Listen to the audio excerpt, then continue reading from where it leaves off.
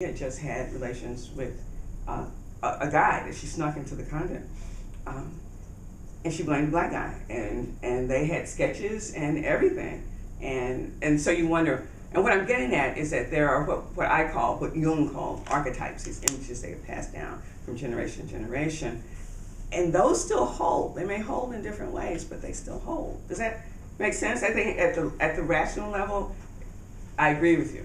At the lower levels of consciousness, I think those images are still floating around there, yeah. And they may be used. I mentioned Howard County because in Howard County, if you're a black jock, you got made in terms of dating, in terms of just all kinds of attention, and essentially the black girls get crowded out because there's so much competition, for them, and the black man becomes a trophy. That's the same stereotype. It's just used to a different purpose. Because, I know that there's a stereotype that black women are losing the black men to the white women. It's like, hey, stop stealing our men kind of thing. And this ad became part of that conversation, is that this suggests that he's more attracted to the white woman because his woman is too mean to him, which is part of that narrative. I just saw it as an unfaithful man, but Well, it wasn't even unfaithful. He just he looked at not her. even unfaithful, just every man The wandering eye. does that. Well, that's a stereotype too, that every man does that. Wow. Yeah. But don't they? I know if an attractive man walks in, I'm gonna look. Yeah, that's true. I If used George to Clooney say, walked in here, I'd look at him. yeah, I used to say, I don't care where you look as long as you don't touch.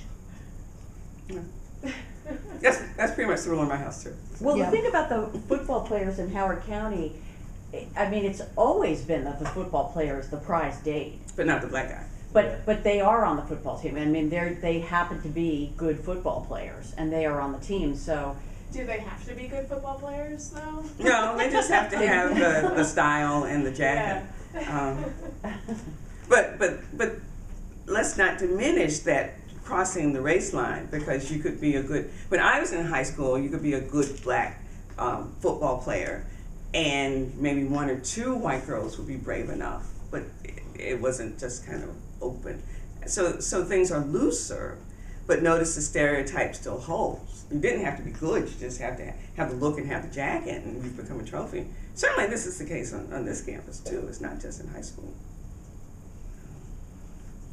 But it makes use of that stereotype, and you can sit on the bench, but as long as if you're tall and black.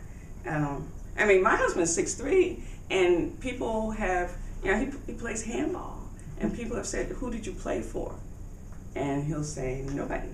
And he's a college professor too, so I think he looks like a college professor. But he has that basketball body. He's been told, you have the basketball body, and people are disappointed that he didn't play basketball. yeah, I think it's the same with any really tall guy. People think they play basketball. It's more true.